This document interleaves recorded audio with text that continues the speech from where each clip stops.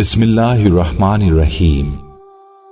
Islamic teacher کے پیارے دوستو، میری بہنوں اور میرے بھائیوں، واقعہ معراج اللہ تعالیٰ کی قدرتوں کی نشانیوں میں سے ایک نشانی ہے جو چشم و زدن میں بظاہر رونما ہوا، لیکن حقیقت میں اس میں کتنا وقت لگا یہ اللہ تعالیٰ اور اس کے رسول صلی اللہ علیہ وآلہ وسلم بہتر جانتے ہیں۔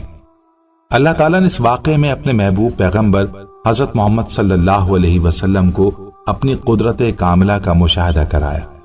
واقعہ معراج اعلان نبوت کے 10ویں سال اور مدینہ ہجرت سے 1 سال پہلے مکہ میں پیش آیا۔ ماہ رجب کی 27ویں رات ہے۔ اللہ تعالیٰ فرشتوں سے ارشاد فرماتا ہے، اے فرشتو، آج کی رات میری تسبیح بیان مت کرو، میری حمد و تقدیس کرنا بند کر دو۔ آج کی رات میری اطاعت و بندگی چھوڑ دو، اور آج کی رات جنت الفردوس کو لباس اور زیور سے آراستہ کر دو۔ میری فرما برداری کا کلہ اپنے سر پر باندھ لو۔ اے جبریل، میرا یہ پیغام میکائیل کو سنا دو کہ رزق کا پیمانہ ہاتھ سے علیحدہ کر دے۔ اسرافیل سے کہہ دو کہ وہ سور کو کچھ عرصے کے لیے موقوف کر دے۔ اجرائیل سے کہہ دو کہ کچھ دیر کے لیے روحوں کو قبض کرنے سے ہاتھ اٹھا لے۔ رضوان سے کہہ دو کہ وہ جنت الفردوس کی درجہ بندی کرے۔ مالک سے کہہ دو کہ دوزخ کو تالا لگا دے۔ خلد بری کی روحوں سے کہہ دو کہ آراستہ و پیراستہ ہو جائیں اور جنت کے محلوں کی چھتوں پر صف بستہ کھڑی ہو جائیں۔ مشرق سے مغرب تک جس قدر قبریں ہیں ان سے عذاب ختم کر دیا جائے۔ آج کی رات شب معراج، میرے محبوب حضرت محمد صلی اللہ علیہ وآلہ وسلم کے استقبال کے لیے تیار ہو جاؤ۔ اس رات جبریل علیہ السلام آپ صلی اللہ علیہ وسلم کے پاس آئے، آپ کا سینہ اقدس چاک کر کے زمزم کے پانی سے دھویا، پھر نہایت برق رفتار سواری پیش کی جس کا نام براق تھا۔ آپ اس پر تشریف فرما ہوئے۔ براق کی رفتار کا یہ عالم تھا کہ جہاں نگاہ جاتی وہاں اس کا قدم پڑتا تھا۔ راستے میں کھجور کے باغات نظر آئے تو جبریل علیہ السلام نے عرض کیا کہ یہاں اتر کر 2 رکعت نفل ادا فرمائیے، یہ جگہ آپ کا مقام ہجرت ہے۔ یہاں سے روانہ ہو کے بیت المقدس اترے، وہاں تمام انبیاء کرام علیہ السلام آپ کے منتظر تھے۔ آپ صلی اللہ علیہ وسلم نے نماز پڑھائی اور سارے انبیاء نے آپ کی اقتداء کی۔ یہاں سے آپ پہلے آسمان پر پہنچے اور وہاں کے عجائبات ملاحظہ فرمائے۔ پہلے آسمان پر حضرت آدم علیہ السلام نے آپ کا استقبال کیا۔ اسی طرح سے یکے بعد دیگرے 7 آسمان کی سیر فرمائی۔ 7ویں آسمان پر خانہ کعبہ کی طرح بیت المعمور ہے، جہاں روزانہ 70,000 فرشتے طواف کرتے ہیں اور ان کی قیامت تک دوبارہ باری نہیں آتی۔ بیت المعمور کی دیوار سے ٹیک لگائے حضرت ابراہیم علیہ السلام سے ملاقات ہوئی۔ یہاں سے آگے بڑھے تو ایک مقام پر بیری کا عظیم الشان درخت آتا ہے۔ یہاں پہنچ کر جبریل علیہ السلام رک جاتے ہیں اور عرض کرتے ہیں کہ یہ میری آخری حد ہے، اس سے آگے جاؤں گا تو جل جاؤں گا، یہاں سے آگے آپ کو اکیلے ہی جانا ہوگا۔ جبریل کو پیچھے چھوڑ کر آپ آگے بڑھے تو ایک تیز رفتار سواری پیش کی گئی جس کا نام رف رف تھا۔ اس پر تشریف فرما ہو کر آپ عرش اعظم تک پہنچے تو اللہ تعالیٰ نے تمام حجابات اٹھا دیے اور آپ صلی اللہ علیہ وسلم نے اللہ تعالیٰ کی زیارت کی۔ اس وقت اللہ اور اس کے رسول کے درمیان جو راز و نیاز ہوئے وہ اللہ اور رسول ہی بہتر جانتے ہیں۔ شب معراج اللہ تعالیٰ نے 3 تحفے عطا فرمائے۔ پہلا تحفہ سورہ بقرہ کی آخری 3 آیاتیں ہیں۔ دوسرا تحفہ یہ دیا گیا کہ امت محمدیہ میں جو شرک نہیں کرے گا وہ ضرور بخشا جائے گا۔ تیسرا تحفہ 50 نمازوں کا تھا جسے آپ نے حضرت موسیٰ علیہ السلام کے کہنے پر اللہ تعالیٰ سے درخواست کر کے کم کروائی، یہاں تک کہ 5 نمازیں رہ گئیں۔ آسمانوں کی معراج کے موقع پر آپ صلی اللہ علیہ وسلم نے جنت و دوزخ کا مشاہدہ بھی فرمایا اور گناہ گاروں کو مختلف گناہوں کی مختلف سزائیں بھگتتے بھی دیکھا۔ معراج سے واپسی پر آپ صلی اللہ علیہ وسلم نے صبح سویرے اس واقعے کا تذکرہ اہل مکہ سے کیا تو مشرکین نے اس کا انکار کر دیا اور آپ صلی اللہ علیہ وسلم سے چند ثبوت مانگے جو آپ نے فراہم کر دیے۔ اس کے باوجود وہ ہر دھرمی پر قائم رہے۔ مسلمان سارے کے سارے ایمان لے آئے اور سب سے پہلے حضرت ابو بکر صدیق رضی اللہ تعالیٰ عنہ نے اس واقعے کی تصدیق کی، جس پر زبان نبوت سے آپ کو صدیق کا لقب عطا ہوا۔ واقعہ معراج اللہ تعالیٰ کی قدرت کی نشانیوں میں سے ایک نشانی ہے، جو بظاہر چشم و زد میں رونما ہوا، لیکن در حقیقت کتنا وقت لگا یہ اللہ تعالیٰ اور اس کے رسول صلی اللہ علیہ وسلم ہی بہتر جانتے ہیں۔ اللہ تعالیٰ نے اس رات اپنے محبوب پیغمبر حضرت محمد مصطفیٰ صلی اللہ علیہ وآلہ وسلم کو اپنی قدرت کاملہ کا مشاہدہ کرایا۔ اس واقعے میں اللہ تعالیٰ کی قدرت کی بڑی بڑی نشانیاں موجود ہیں۔ یہ ساری کائنات جو کہ کارخانہ قدرت ہے، اور اس کارخانہ عالم کا مالک حقیقی اللہ تعالیٰ ہے۔ جب اللہ تعالیٰ نے اپنے محبوب پیغمبر کو اپنی قدرت کی نشانیاں دکھانے کے لیے بلوایا تو اس میں کتنا وقت لگا، اس کا اندازہ ہم نہیں لگا سکتے۔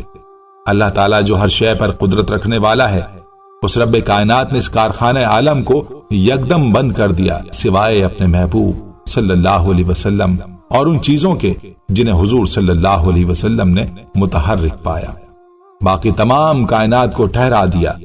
چاند اپنی جگہ پر ٹھہر گیا، سورج اپنی جگہ پر رک گیا، حرارت اور ٹھنڈک اپنی جگہ ٹھہر گئی، حضور صلی اللہ علیہ وسلم کے بستر مبارک کی حرارت اپنی جگہ قائم رہی، حجرہ مبارک کی زنجیر ہلتے ہوئے جس جگہ پہنچی تھی وہیں رک گئی، جو سویا تھا سوتا رہ گیا، جو بیٹھا تھا بیٹھا رہ گیا۔ غرض یہ کہ زمانے کی حرکت بند ہو گئی۔ جب سرکار دو عالم صلی اللہ علیہ وآلہ وسلم راتوں رات ایک طویل سفر کر کے زمین پر تشریف لائے تو کارخانہ عالم بحکم الہی پھر چلنے لگا۔ ہر شے از سر نو مراحل کو طے کرنے لگی۔ چاند سورج اپنی منازل طے کرنے لگے، حرارت اور ٹھنڈک اپنے درجات طے کرنے لگی۔ غرض یہ کہ جو چیزیں سکون میں آ گئی تھیں مائل بحرکت ہونے لگی۔ بستر مبارک کی حرارت اپنے درجات طے کرنے لگی، حجرہ مبارک کی زنجیر ہلنے لگی۔ کائنات میں نہ کوئی تغیر آیا اور نہ ہی کسی کو کوئی احساس تک ہوا۔ حضور سرور کونین صلی اللہ علیہ وسلم نے صبح ہوتے ہی اس واقعے کا ذکر اپنی چچازاد بہن ام ہانی سے فرمایا۔ انہوں نے عرض کی کہ قریش سے اس کا تذکرہ نہ کیا جائے، لوگ انکار کریں گے۔ آپ صلی اللہ علیہ وآلہ وسلم نے فرمایا، میں حق بات ضرور کروں گا، میرا رب سچا ہے اور جو کچھ میں نے دیکھا وہی سچ ہے۔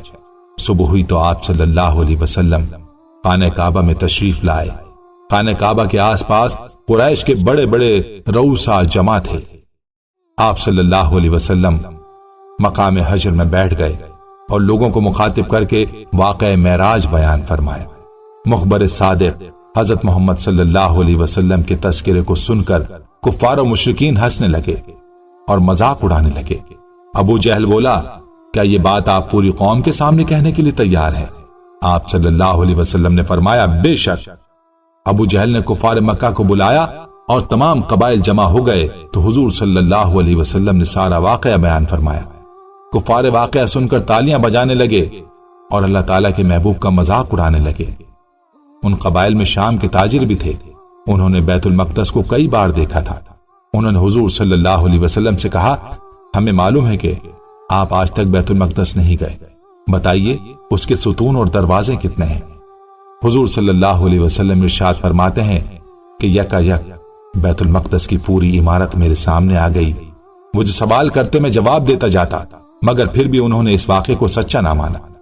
جب حضور صلی اللہ علیہ وسلم مسجد اقصی کے بارے میں جواب دے چکے تو کفار مکہ حیران ہو کر کہنے لگے، مسجد اقصی کا نقشہ تو آپ نے ٹھیک ٹھیک بتا دیا، لیکن ذرا یہ بتائیے کہ مسجد اقصی جاتے یا آتے ہوئے ہمارا قافلہ آپ کو راستے میں ملا یا نہیں؟ حضور صلی اللہ علیہ وسلم نے ارشاد فرمایا کہ ایک قافلہ مقام روحا پر گزرا، ان کا ایک اونٹ کم ہو گیا تھا، وہ لوگ اسے تلاش کر رہے تھے اور ان کے پالان میں پانی کا بھرا ہوا ایک پیالہ رکھا ہوا تھا۔ مجھے پیاس لگی تو میں نے پیالہ اٹھا کر اس کا پانی پی لیا، پھر اس کی جگہ اس کو ویسے ہی رکھ دیا جیسے وہ رکھا ہوا تھا۔